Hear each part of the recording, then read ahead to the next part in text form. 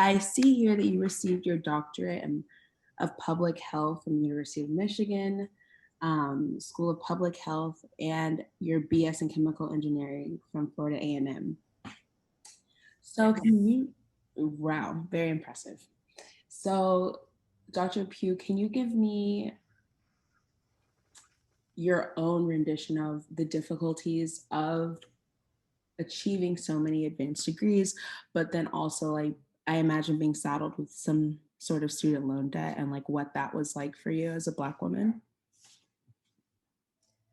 Sure. So I actually received my bachelor's of science from Florida A&M University, and my parents really just expected and sacrificed for their children to be able to get an education. And so my undergrad degree, I did have to take out some loans, but it wasn't a lot. And my parents were very mindful of that, trying to make sure that they did whatever they could and sacrificed in whatever way they could so that that could happen. I was also able to receive an associate's degree. So I had finished quite a bit of my coursework before I made it to Florida A&M's campus. I was able to go to a community college here and go for free because my dad worked at that college. Wow. And so, but where I incurred most of my debt or accrued most of my debt, it was in my master's program as well as the doctorate program at the University of Michigan. And so I was working. I received a degree in chemical engineering and had started a career path, and then realized that I really wanted to pursue a degree in public health and really take a look at how health impacts or how the environment impacts health. And when I did that, that also meant that I was taking a decrease in income. So I was paying for my college degree, but I was also paying for my cost of living as well. So all of those things were coming in together. So that's again where most of my debt came in. A lot of debt came in was in my master's program, and then in the DRPH, which is the Doctor of Public Health degree from the I, University of Michigan, which is a pretty expensive university. it is, yeah. Prestigious, worth it. And I don't regret the path that I took, but of course I would do things differently as it relates to the debt that I accrued. And then being able to defer it, and but now having to face um, paying that back. So Right.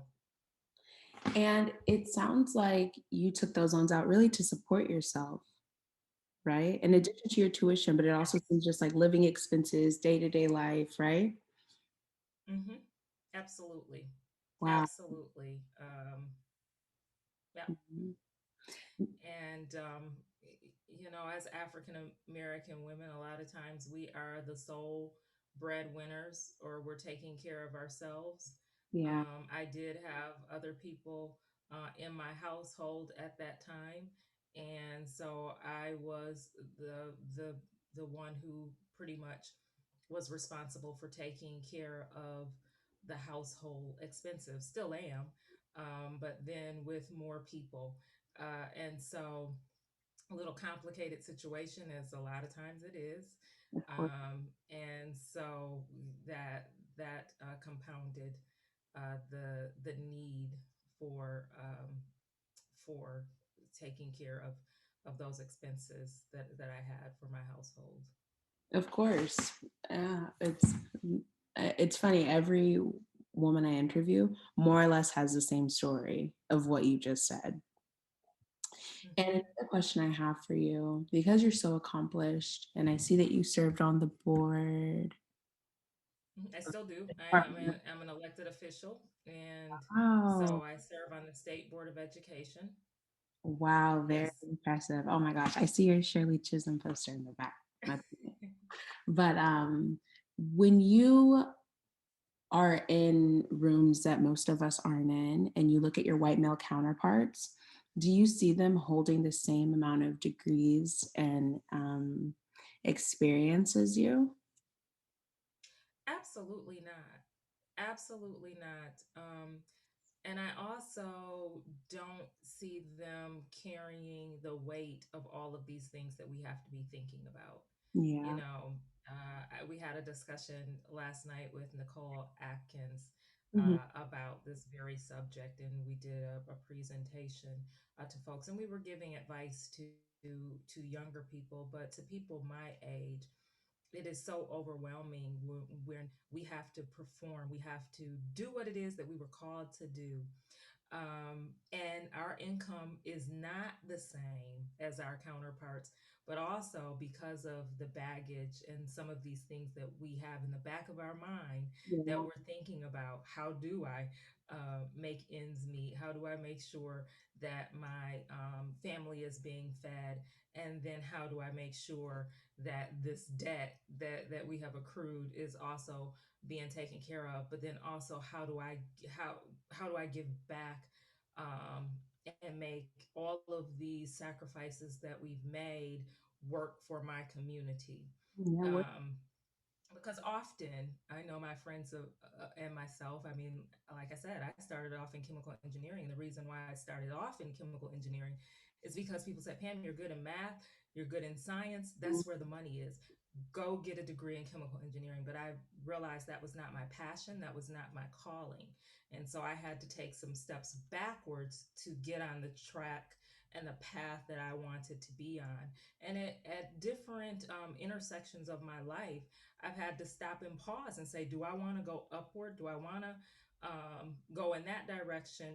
Or do I really need to continue this path that I'm on, that I feel is a trailblazing path, like Mhm. Sister Shirley, and make sure that I'm doing something that's meaningful, and again, that path that I'm called to do, and mainly for our people, because there's such a void.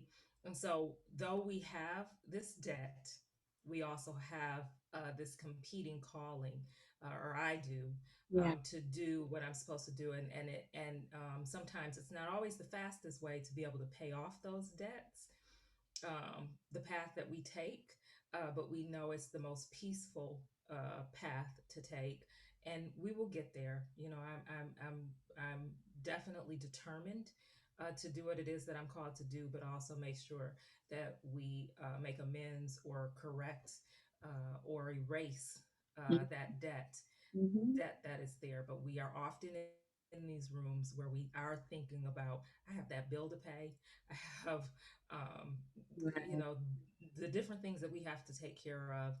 Right. Plus, uh, we are weighted by also wondering why it is that we're not making the same income as our counterparts, that we often are far more outpaced as Mhm. it relates to the education that we work so hard to get. I worked very hard, Yeah. um, and paid for the education that I have. And you are correct. Often not receiving equitable pay as Mhm. those that we're in the room with. Yeah, and then I imagine when you aren't paid equitably, there are certain sacrifices you have to make that those counterparts don't have to think about, and they have like the leverage, the time, the ability to, to maybe I don't know. I've never been an elected official, but I imagine there are a lot of sacrifices that come with it, Mhm. that There are, you're not afforded. yeah, and the office that I hold is a volunteer position, but I work very hard. And those of us who are of color and women, we often find that we there's so much more expected of us. Yeah. A lot of times it's because we set the bar high for ourselves, and because we go into these spaces not because we're looking for attention, not because we need another platform or spotlight, but it's because we really are there to make a difference. And when we're talking about a position such as a state board of education position, when we're talking about K through 12 children, and we're talking about at a time such as this where we're taught where it's COVID on top of already dire conditions for many of our Black, brown, and indigenous communities, our people of color. It's so important uh, that we are everywhere. And Exactly. so, and that's not also necessary, but people begin to or just expect that of us. So it is a lot. It is a lot to compete with. So I do my share of volunteer work on top of the fact that the degrees that I have, I put those degrees to use. I Yeah. put them to use so it's to the benefit of the greater good, and I pay for it in more ways than one. Yeah. Absolutely. And I would love to hear your thoughts on President Biden's promise to cancel $50,000 of federal student loan debt while he was on his campaign. And he's quickly retracted that and kind of dodged it when asked about it now. How do you feel about that? Well, as an African American female who teamed up with so many other African American females to be committed to the party Yeah. and committed to the campaign of Biden and Vice President Harris, it is beyond disappointing, and it's what we expect. And when we expect, when we voted, that is something that we expected, and that is something that we're sure that he's going to carry through with. I couldn't imagine that not happening, and so it does need to happen. Ab- There are those of us who work so hard for that campaign, who are out here working so hard, and just trying to make sure that the very things that he stands for are being operationalized on the ground. And so we deserve and we need and we expect for that campaign promise to be followed through on. No, absolutely. I completely agree. And I think for me, what's really disappointing, I don't know if you share this as well, is that Vice President Harris, like not only is a Black woman, but went to an HBCU, which are like notorious for being super expensive. And Mhm. I would have hoped, like they promised on the campaign, that like that would be at the top of their agenda, like you said, which is why we pushed for them to get into office. So I don't know. Sometimes I feel like Black women are so valued, like when people need them for something. But then, of course, as soon as they get what they need, like all of Black women's priorities go to the bottom of the list. You know? Hmm. Yes. And then when we decide to stand up and bring that out, just what you said, bring it up, bring it out, call it out because we have to, Yeah, then we are difficult people. exactly. Um, but oh well, we Oh, wow. deserve we deserve what we are owed, and again we continue to work very hard um, to keep this country afloat. Our democracy is beyond at stake at a time such as this, and Black women have been again that committed block that has kept this country afloat. Where would we be without Black women?